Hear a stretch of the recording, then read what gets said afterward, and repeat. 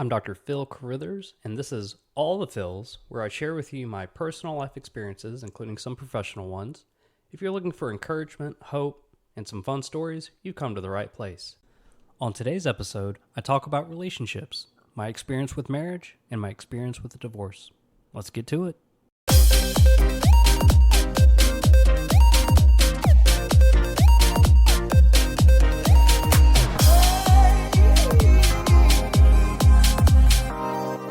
All right, welcome back. Episode 5. Here we are. If you're a first-time listener, I am so excited for you to join us today on this show. We're having a great time so far. Shared a lot of things. I have way more things to share with you. So I'm glad you're here. If you're a continuing listener, thank you for supporting the show and for reaching out. I've had many of you reach out to me and just provide that encouragement to me and let me know that the show is not boring, that it's a fun show. It's exciting to listen to, whether you're at the gym, whether you're in busy traffic, whether whatever you may be doing. I'm happy to be part of your life in some way for the amount of time that we have. So thank you for being a continued support. We are here, episode 5. So I've had many of you reach out to me, and you love hearing about my updates with residency, and I love providing those updates. So I definitely want to provide that here. So we're almost we're halfway through week 3 in my first month as a pathology resident, and let me tell you what, it is a fun time. It is a fun time to learn.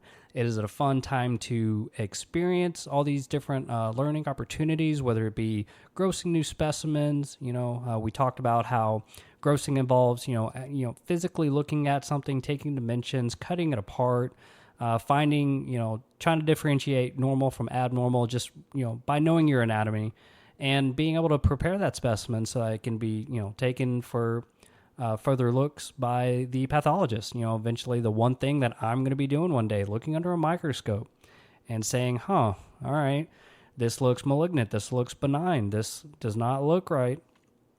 Just preparing for that. That's pretty exciting.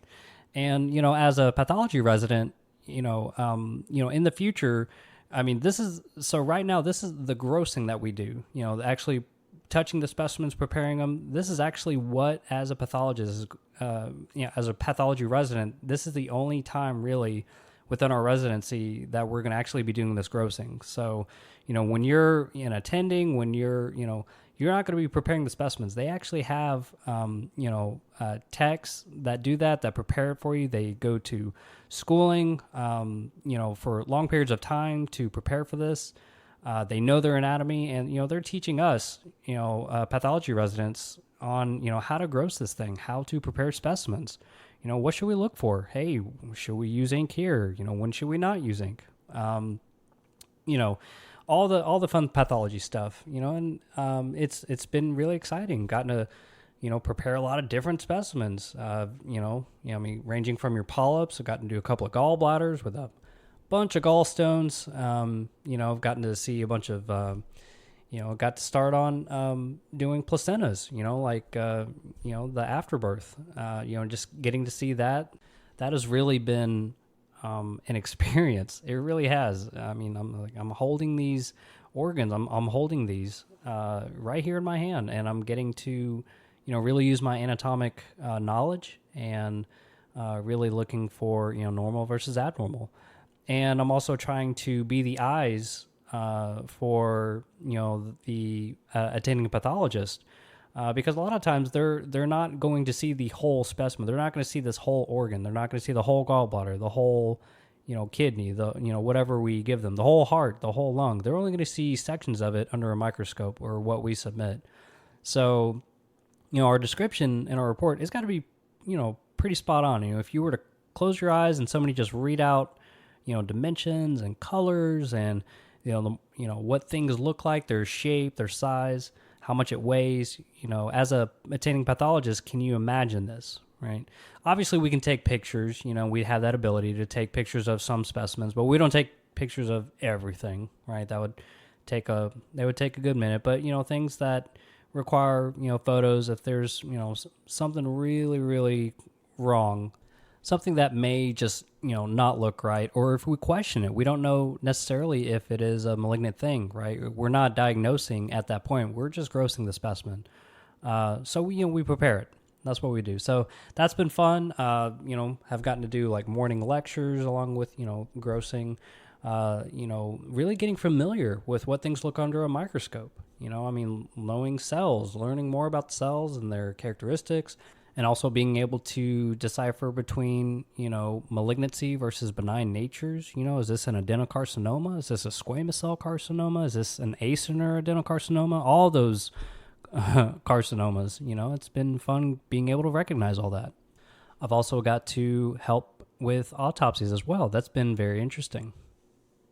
Obviously, again, like we talked about on my last episode, we want to have that, respect factor for the families. We're trying to be investigators. We're trying to figure out, is there more to, what led to their demise, which has been fun. I'm finally, not just sitting back and watching. I'm actually now doing some hands-on stuff, and really, I get asked a lot, like, does it freak you out that you're just with these dead bodies? And I'm thinking to myself, well, no. These were people. I want to find answers for their families. I want to find answers for myself. And before each autopsy, we do a chart review. And essentially what that is, you're looking at progress notes, you're looking at the admission note, you're looking at all their history, you're looking at things that potentially could have been involved in their potential cause of death, or maybe some risk factors that could have led to their demise, little things like that. But the investigation of it, that's what's exciting, is investigating and trying to put two and two together. Now, obviously, we can't determine a cause of death, boom, right then and there. What we do, we just like in grossing, right? We have the individual organs, we take, pieces of it, and we submit it for, microscopy. We, look under a microscope, see what we see, if there's anything, and we do further investigation after that. It's a whole process, but it's exciting to talk about just because, I truly do love what I'm doing right now. I love all aspects of the pathologic state, right? If it's not pathologic, it's physiologic. Pathology is literally physiology gone wrong. Okay, so that's pathology in a super, super big nutshell. But yeah, so it's been fun. All right, so let's get into the meat of it. And I'm going to be honest with you. I think I put off recording this episode for the longest time because I am going to be putting myself out there, and I'm going to be talking about my divorce. I will. This has been a trying time for my close friends who know me. You've seen me cry. You've heard me cry. You've heard me yell, scream, cuss, question everything, question myself probably more than anything. And I have not wanted to do this episode. I really didn't want to, but I know the whole purpose of this podcast is to, not just for me to vent, right? Not for me to just help process everything that's going on. It's also allowed me to hopefully help you, the listener, maybe relate to what I'm going through. And so I'm not going to go right into the divorce. I'm not. I'm going to talk about fun stuff, okay? Because it's all the feels, right? And all the feels. All right. And I figured, you know what? Let's start off with something fun, fun little story. So my first crush, her name was Ashley Knapp, okay? I was 6 years old, and this was really my first crush, okay? I think it was a month after I had my sixth birthday party. My birthday's in July. Yes, it is this month. My birthday's actually this Friday. I've decided I'm going to be 26 this year, so that's what I've decided. But yeah, my birthday's this Friday, so exciting times. So anyway, I remember my 6-year-old birthday party. It was like a Batman theme, and had like all these Batman toys come out. I was like, oh man, this is awesome. I love being a kid. And then a month later, man, there's a girl. I like her. She's cute. I want to impress her. I want to get to know this person. She is just so pretty, and I just could not believe it. I think that was the first dream I ever had about a girl was when I was 6, and I remember her. I remember that specific person. That was my first crush. And so, I lived in Huntsville, Alabama, North Alabama area. And, we were, I remember telling my grandma about this. My grandma, she helped raise me. She's been there ever since my mom gave birth. So it's my mom's mom. Strongest woman that I know. She has the best work ethic that I know. You see her chopping down trees in the yard. You see her pushing the wheelbarrow, shoveling. I mean, she does it all. She knows manual labor. She really does. I come to find out that she was in the Air Force, I believe, and that was news to me. I didn't know that. I think I learned about that history factoid like a month or two ago. So that was pretty cool. She is 96, I believe. She's 96, but she has the strength of a 26-year-old person. So if her and I were in a ring, she would beat me round one. She is strong, and she's a feisty lady. I love her to death. I love her work ethic. Anyway, so back to the story. So I remember meeting, my first crush, Ashley. Met her on I think it was like a Thursday or Friday. And the entire weekend, I was like, what can I do to impress this girl? What can I do? I want to do something. I want to give her something. And, if cartoons have taught us anything, if Rugrats or Doug or, those are my shows right there. Rugrats, Doug, Hey Arnold. If any of those shows from back, those Nickelodeon shows from back then taught us anything, is that flowers mean something to a girl. Okay, they mean something. And I knew, I was like, that's my way to a girl's heart, is a flower. So what I do, I go out and I find like a little rose bush, right? And I know nothing about horticulture. I know nothing about flower maintenance. I just know what looks pretty and it matches the pretty girl. Okay, so I was going to grab this thing. I grabbed some scissors, not some pruners or anything like that. I just grabbed some good old-fashioned scissors. I think they were like the safety kind. So I was working my way through, it was like, 2 inches below the actual flower, like on that little stem, right? And I am working. I two-handed. One hand's not enough. I am two-handing it, kind of like the little shears, that you use for your hedges. And I finally get this thing off, right? And I'm so excited. And then I realize, well, I have to keep this thing alive because, it's Friday and it's not Monday. And that's when I see her next. I see her Monday morning. And so I'm panicking. I'm like, what do I do? What do I do? And I go to my grandma. I run to her. She's the horticulture queen. She knows what to do. And we take this thing, we put it in a Ziploc bag, and then we fill it up with water, just a little bit of water, and then just kind of empty it out, keep it kind of moist inside. And we stick this thing in the fridge and over the weekend. And I guarantee you, I checked on this thing every hour. I wanted to make sure, are you alive? Okay, close the door, open the door. Are you alive? Are you okay? I would reposition it in the bag so it wouldn't get, it wouldn't have any folds in it, anything like that. I wanted this thing to be perfect. I knew that if this was perfect, she would perfectly like me back. That was my thinking. If this was perfect, she would perfectly like me back. And when I say perfectly like me back, it's one of those situations of I like her, she likes me back the same amount. So I don't know if you've ever been in relationships where you like somebody, like it's full 110% on your side, but 10 to 15% on their side. When you're in a relationship like that, you're sending, 6, 7 text messages and they send little 1-2 word responses back. That's not a situation you want to be in. But that's what I was hoping for. I was hoping for that perfect liking back. That, for lack of a better word or phrase, I was young at the time. I wanted it to be perfect. And so, like I said, checked it every hour throughout that entire weekend. I got yelled at a lot for, close the fridge. You're letting all the cool air out, I didn't care. I was like, I'm going to make this girl happy, smile. And so Monday came. I'm excited. I woke up 30 minutes early and to make sure that the flower was prepared, that it was okay and it was good to go. And so I did not take this flower out of the Ziploc bag. Like it's one of those like sandwich bags, like just a regular sandwich bag.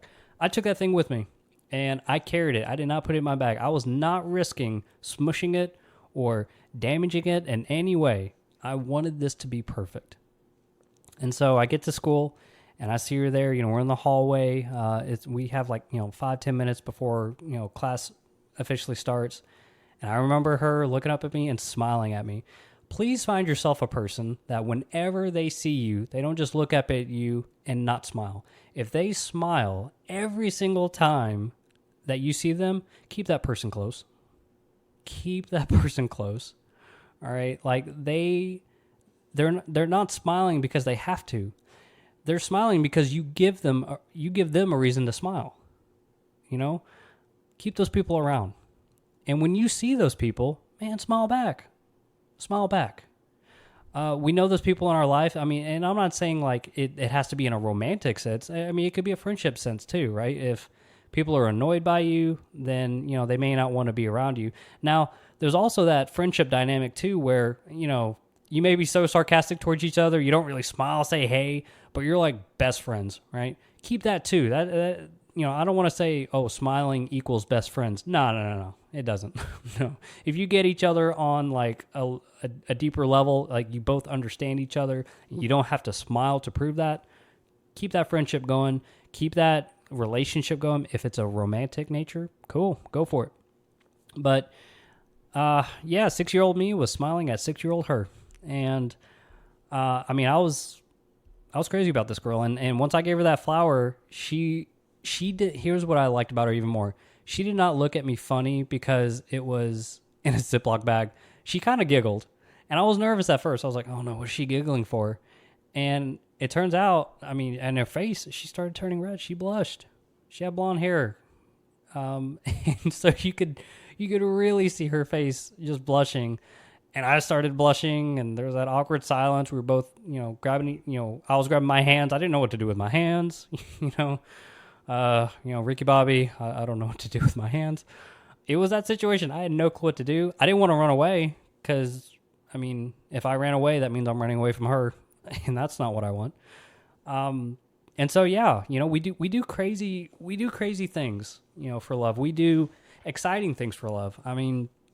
I think 2 years later, is third grade, I joined the choir. I knew she was in the choir. I was the only guy in the choir.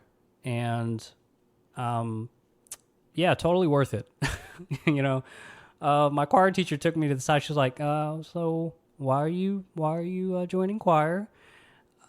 She was excited that I was joining because, hey, I'm like the first guy that's in it, and maybe it'll, maybe encourage other guys to join. She kind of knew that I was pretty crazy about Ashley. Everybody knew because I talked about her a lot. I was like, hey, did you see what she's wearing?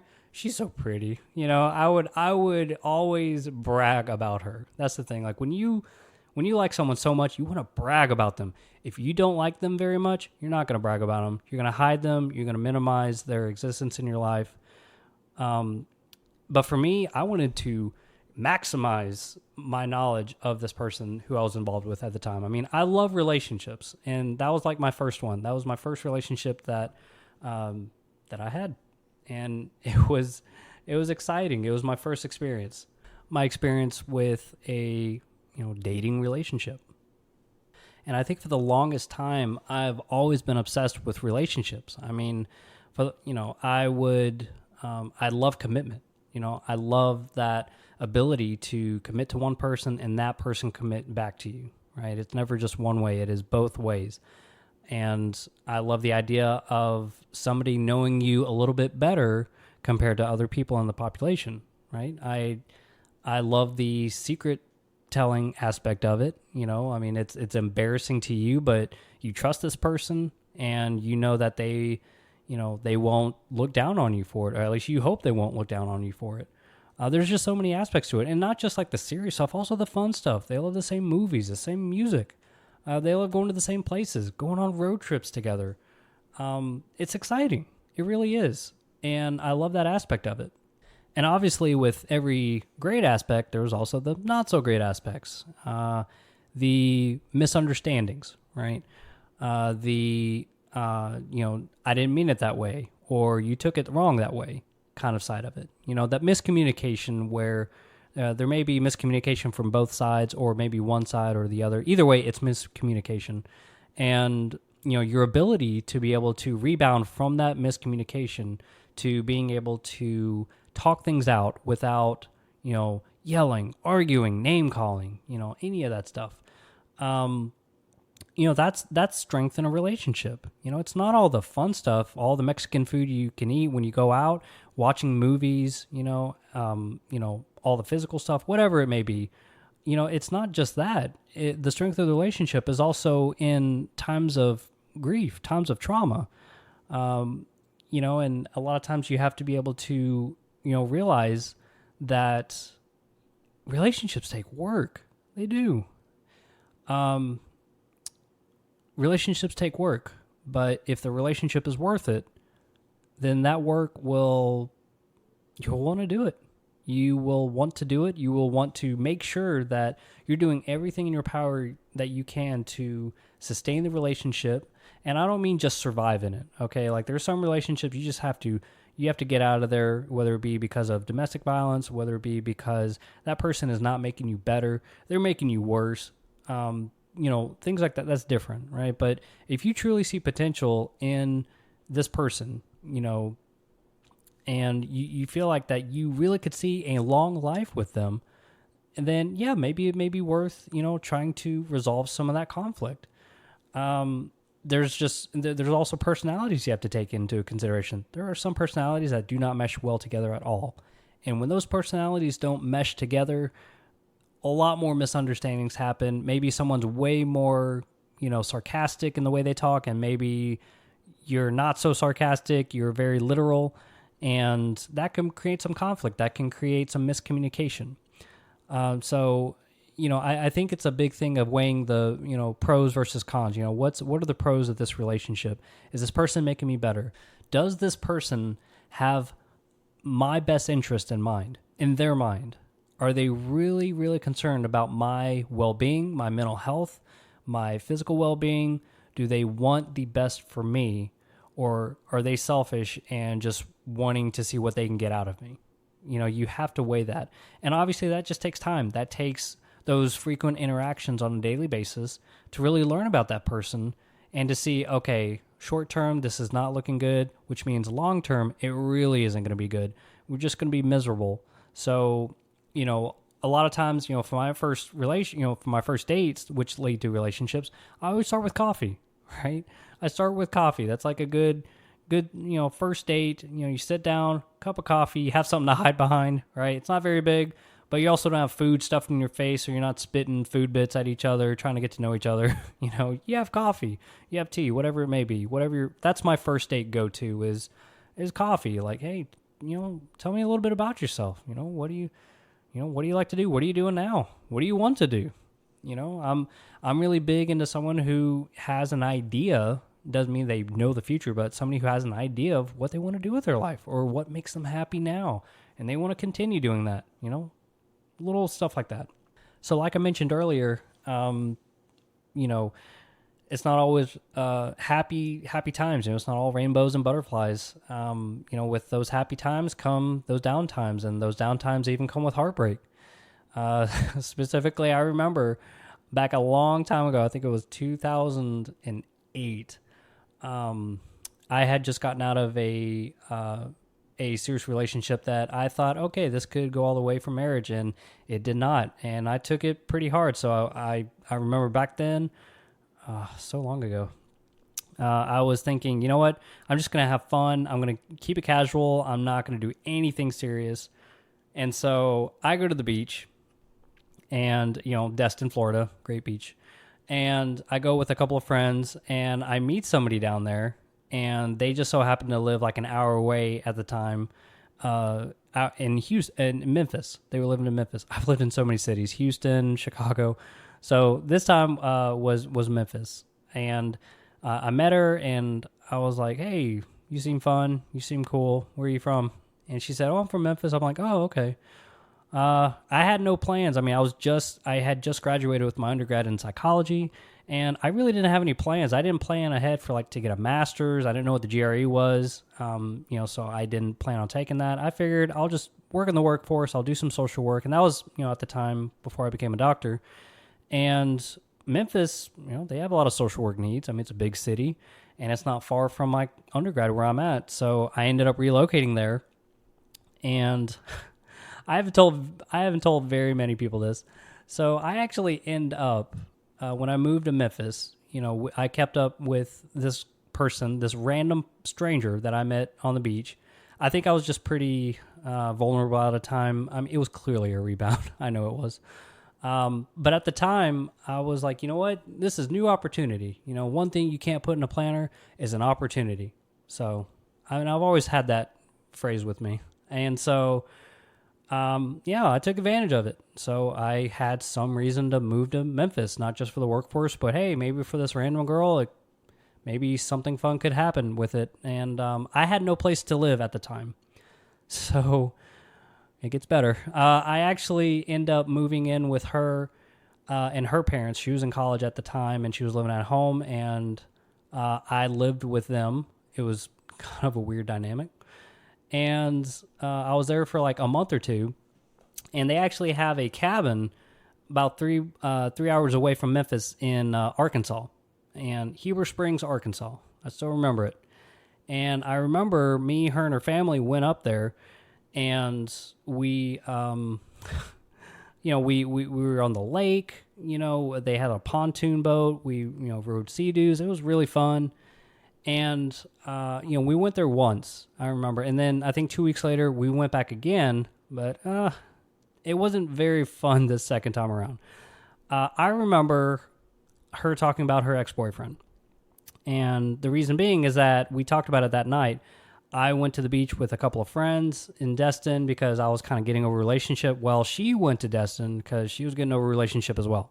So, fast forward. 2 weeks later, we go back to the lake house in Heber Springs. Her parents owned it. And I remember her describing this guy's car. It was a gold, what kind of car was it? I mean, it was like a gold car. I forgot the model of it. But she's riding with me as I drive up, to the lake house, to the front, driveway. I see this car, and I'm like, this is a gold car. You don't see very many gold cars. You really don't. So that one stuck out to me. I was like, oh no, is that who I think it is? And then as soon as the passenger side door opens up, she gets out. She runs towards this guy. I mean, like a jump, like a, figure skating, you do the jump and you do the twirl. It was one of those hugs. Did not seem friendly at all, and I didn't even know who the guy was, but I put two and two together, and it was the ex, the original reason why she went to the beach in the first place, and apparently they had been talking for quite a while. Again, keep in mind, I am living in this person's house. I am 3 hours away from Memphis, and they hook up in front of her parents, and her parents actually encouraged this, because, he's a friend of the family. I'm like, really? I was like, this is embarrassing. This is awful. This is about as deep as I can get. So I remember, and I mentioned Jay Nanny once, in my podcast. I'm mentioning him again because I called him that night, and I was like, bro, I messed up. And I explained the whole situation. He calmed me down. I was flustered. I was mad. I mean, again, I love relationships, and I love loyalty. I love commitment, and that happened. And so I remember that night, I think it was around midnight or so, I actually stayed there once I saw them. I stayed there for a couple hours, and she ignored me the entire time, the entire trip. They were hanging out together. They rode Sea-Doos together, and I'm just sitting there on the pontoon boat with my arms folded, shaking my head like, what is going on? This is not really happening. I mean, you hear about, getting cheated on. You hear about people hooking up with other people away from you. You don't really see it in front of your own eyes. And I actually saw it in front of my own eyes. And I felt like I was on Mars because I figured, okay, clearly I can't be the only one that has an issue with this. And it turns out I was the only one that had an issue with this. This seemed kind of like a good outcome thing for her and her family. So, later that night, I ended up driving back to their house by myself. I packed up whatever things I had. And thankfully, Ben Lane, he was a friend of mine in college. He just so happened to be going to seminary there in Memphis, and it was like 20 minutes away from their house. Thankfully, he was like, hey, come crash on my couch. You're in Memphis, come crash. And, I reached out to him and I said, hey, can you please let me, I just need to crash for one night. I ended up staying there for about 2 to 3 months. And the reason it took that long is that a job that I had originally... So I did move to Memphis for a job. I did get offered a job in Memphis. Obviously, meeting random girl helped. It was a rebound. It was. But I had originally moved there for a job, and the job fell through, so I couldn't move into an apartment. So he let me crash on his couch for 3 months. And I remember the first night that I was there, I think I got to his place at like 3 a.m. in the morning. The next night, him and a couple other buddies, they were there and they were watching this show. And guess what that show was? My favorite show now of all time, How I Met Your Mother. It was season 3. I had no clue what the show was about. I was 2 seasons behind already, but I fell in love with the show. And so that's kind of my go-to show now. Like a lot of people wonder, they ask, why are you so obsessed with that show? It came at a very, very crucial part in my life. A lot of people don't know about the story of me meeting random Memphis girl in Destin, and so there it is. That's the honest truth. That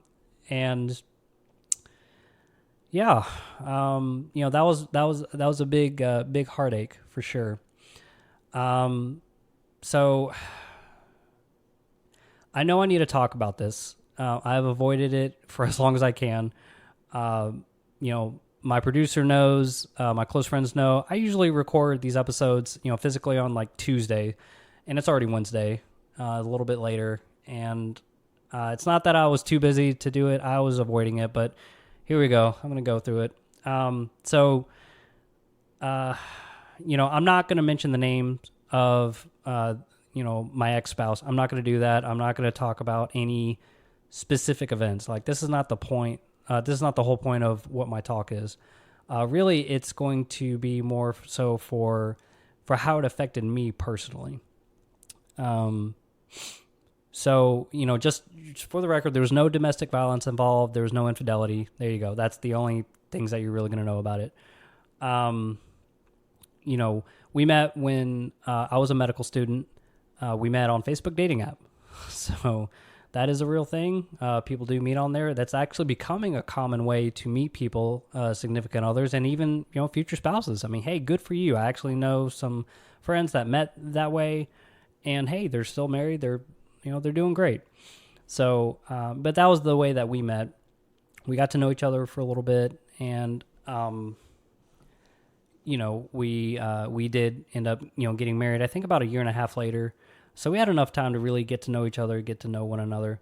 And then we relocated to a different state. And I mean, it was across the country. It was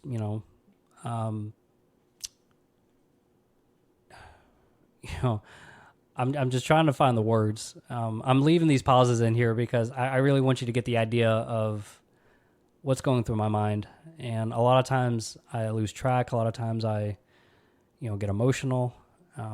It's part of it. Just over time, the communication started to suffer. It did.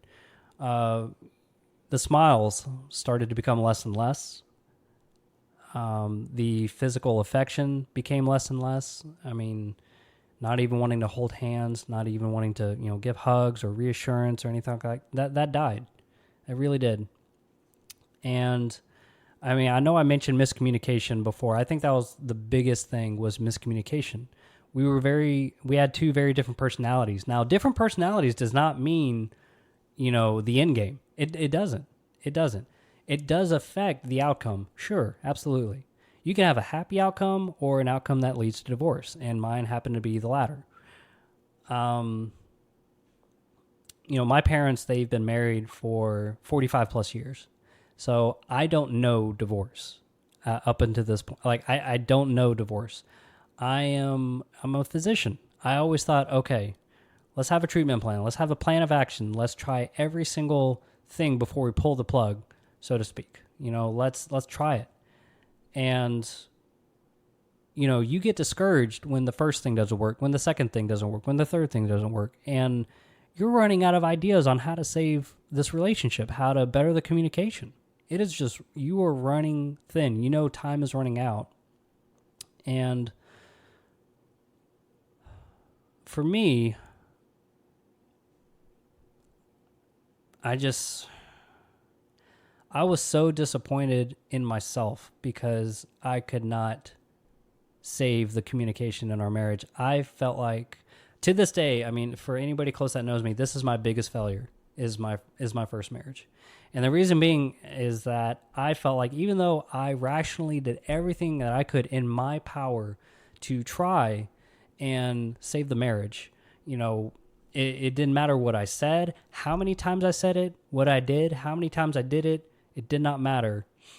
The marriage was faltering. It was. And it got to a point to where, when the communication's poor, you become roommates. That's really what it came down to. We became roommates. We became spouses by law. It wasn't husband and wife. We were spouses by law. And, over time, it just led to the poor communication, and eventually, divorce was filed. So, I don't want to talk about the aspects of like what led up to the divorce. I really don't want to. That's probably the extent of it. What I want to talk about is after the divorce. Like the months during. So we did separate for a couple of months before the divorce was final.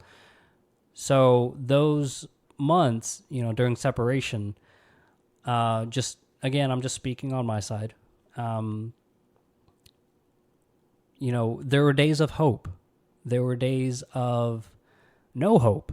There were days of, wow, this is totally worth it. And there's days of, nah, you gotta let it go. This roller coaster of emotions. I felt every single one of them. And I don't think I've cried more than I have during my separation. And it was a lot of self-blame. It really was. I blamed myself for everything. I do that anyways. I've been blaming myself since I was a kid.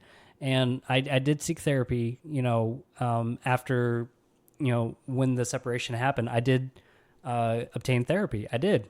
I was going through some separation trauma. And then eventually I would, experience some divorce trauma. And I knew that I needed to talk with someone. I go to the gym for stress. Cool. That's great. But you are masking the real issue, my friend. If you think the gym 4 or 5 times a week is going to solve all your problems, it's not. It really isn't. I thought, okay, well, my heart hurts, so maybe other parts of my body can hurt, and that pain will transfer from my heart to other parts of my body, whether it be chest day, tricep day, back day, leg day, as long as it's not on my heart. And, after about a couple of weeks, I realized, no, the gym alone is not going to help. I need to talk about it to somebody. So I encourage you, if you're going through a separation right now, or if you're going through a new divorce, please talk to somebody. Talk to a therapist. Talk to a licensed professional about what's going on. Talk to your PCP, your primary care physician. Let them know, hey, I'm going through this, and they will guide you in the right direction. Whether it be, talking to a therapist, or if you have other areas of, generalized anxiety disorder or depression, always be open and honest with your primary care physician. They don't want to just hear that it burns when you pee. They don't want to just hear, hey, my throat hurts. They really want to know what's going on with you emotionally and mentally too. Really do. So please share that with them. So I know I kind of went all over the board, but like I said, we separated. September of last year. And when that separation happened, it felt like someone died. It felt like a physical death of the closest person that I had ever been close with. That is what it felt like. It felt like that person is gone and they will not be back anymore. And that was very tough. That was very hard to deal with. And then, a couple of months in, the decision was made to, file. And so that happened in March, end of March, and then it got finalized, about a month ago, actually. So, what I want to talk about, like I said, just the feelings of it. And, feelings of not being good enough to, really be that husband that I thought I could be. I took that so personal. I really did. I take everything personal. I really do. It may not sound like it, but I do. And I'm working on that. I am a work in progress, and I'm always going to be a work in progress. Some days when I sleep, right, when I wake up single. And then some days when I wake up divorced. And I want you to let that sink in, what that really means.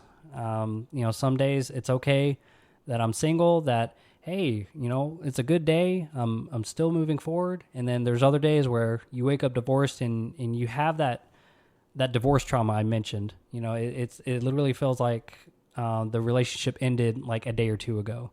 And it's not in the fact of, oh, I miss this person. It's not that. It's the trauma of a breaking marriage. It's, your expectations were not met. I expected to be with this person for 70 plus years.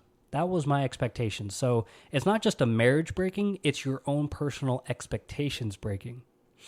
And now you have to adjust. You have to adjust emotionally. You have to adjust physically with any kind of shared property, which, we had no property, we had no children, which kind of made the process a little bit easier.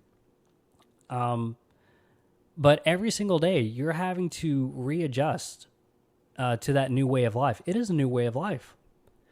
I did not want that. When I got married once, I wanted to get married once. Because, like I said, growing up, I don't know divorce. I know how there are problems, and then you talk those problems out, you forgive each other, and you move forward. That's how I thought. That's how I thought the workup was. And it's not like that. It's not. You are not immune to divorce, my friend. You are not. No matter how big of a heart you have. I have a Ted Mosby heart. If anybody knows How I Met Your Mother, Ted Mosby, he's the main guy. He has the biggest heart. He's been through some insane relationships. He's been in love more times than I can count. But, I relate to him because he's a hopeless romantic. He has these expectations, and then when they don't happen, it hurts him deeply. And so I feel like I can just relate to that character. We have shows that we watch that, we love those shows because we can relate to them realistically. It's not just comedy. It's, real life truths that we can relate to. Taylor Swift, there's a lot of Swifties out there. I heard someone say, she sings my truth. It's like, okay.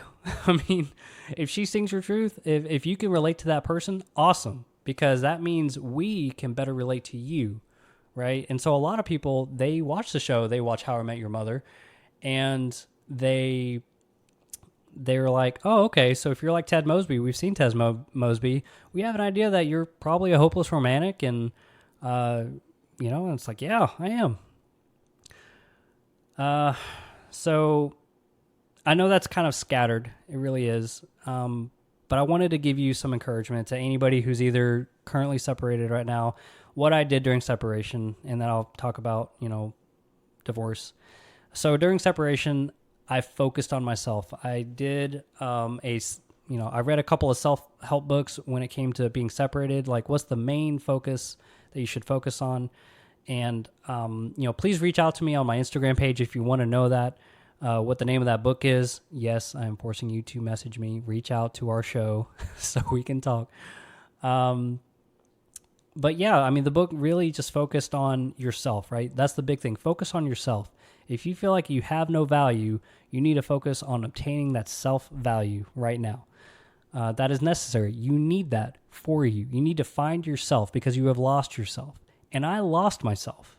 I really did. I was in a panic state trying to, save a sinking ship that had so many holes in it. And I tried every single method to try to patch up every single hole I could find, and I could not keep up with the water. I could not keep up with the water that was drowning me. I couldn't. And I knew I had to focus on myself. I lost myself for the longest time. I didn't love myself at all. I needed to find myself. I needed to appreciate myself more. And I'm not talking about a narcissistic approach where you think you're all that in a bag of Cheetos. I'm saying you need to find your self-worth away from what other people think of you. Stop trying to impress other people. Stop trying to find value in other people's eyes. And look in the mirror. Those are the only eyes you need to worry about right now, is your own.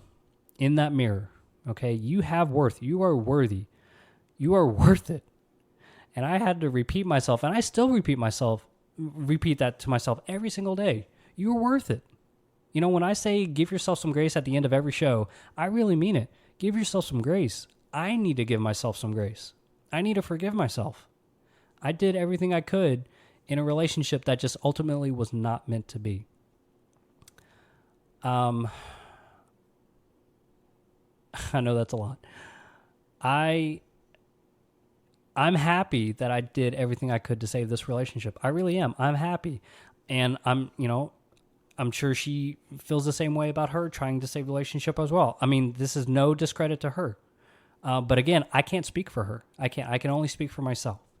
So, we both tried. We both realized that it just wasn't meant to be. And we both decided it's time to move forward, time to move on. And that's the ultimate part of it. I reached out to a lot of people who had been divorced, and I sought their guidance. I really did. I sought out close friends who I knew I would trust their word, and they helped me get through that period, that emotional period of, that fresh separation, right? And they really helped me. They really helped me have some perspective on the situation. They didn't downsize it. They didn't minimize it. They didn't say that, there's worse things. She could have cheated on you. You could have cheated on her. No, they didn't do any of that. They validated my feelings in that moment. And they told me it's going to be okay. It is going to be okay, friend. It will. And I guarantee you, time is a great healer. It's not the fastest healer, but it is probably one of the best healers that I know is time. Time, reflection on yourself, loving yourself again, finding your self-worth, talking it out with a therapist, talking it out with your friends, and realizing that you are worth it and that this is not the end of your life. The end of your marriage is not the end of your life, okay? It is not. It's just the end of a marriage. And that means there's more on the horizon for you. It's another chapter of your life. And as hard as it was to talk about this during this episode, and I know there's a lot of, like I said, I'm not going to edit this thing. I really want you to hear the pauses. I need you to hear it because this is what it's like. This is what it's like after divorce. So after divorce, like I said, I've been working, been busy in residency. That's been, keeping me busy. But I've also had colleagues that have become such close friends that have provided encouragement and have let me know that, hey, you're doing the best you can. You really are. You're doing the best. Keep at it. Be that for somebody. Keep being that great encourager. And it's a roller coaster. There's going to be a lot of days where like, man, I'm on the top of the world. I feel great. And then one little moment, one little, particular date may come up. One place, like a restaurant may oh, that used to be our restaurant or something like that. And then it just puts you in this mood, right? It puts you in this just sullen mood. And it almost feels as if, the relationship ended like 4 days ago. It's crazy how it happens. But the good news is that those little moments, they're going to happen less and less and less over time. Okay. Yeah. So, there is sunshine after that storm. Okay. There is. The sun is there. It never left. Okay. The sunshine never left. The storm will leave. Storms don't last forever. It may feel like it, but they don't last forever. Keep on moving. Keep those feet moving. Realize that, if it's not that person, it could be another person, in your life. I mean, I don't know what the world has for me. I don't know what the future holds for me. I really don't. I'm just happy that I'm finally loving myself again and that I appreciate myself. I'm saying I hate myself a lot less, which is huge improvement. And I'm blaming myself less, And I say that, blaming yourself less, hating yourself less, right? It's not going to be a one day, that's it. You hated yourself, now you love yourself. Nah, it's a process. And it's going to take some time. But with enough time, patience, it's going to be fine. My colleague, we call her Danny, Dr. Bensel, she said, I mentioned earlier, some days I wake up single and some days I wake up divorced. And then after that, she said, well, some days I wake up feeling great and independent, and some days I want help with the groceries at the end of the day. And I laughed. That felt good. That was just one of those things where, those little words of encouragement. I mean, that was encouragement to me. So, Danny, you rock. So, yeah, I guess that's it. That's it for this week. Thanks so much for listening. Be sure to subscribe and check out the All the Phils podcast on Instagram. And I want to thank my producer and marketing director, Caleb McLean, for his hard work and diligence. And if you enjoy the show, please leave a like and review on iTunes or wherever you get your podcast.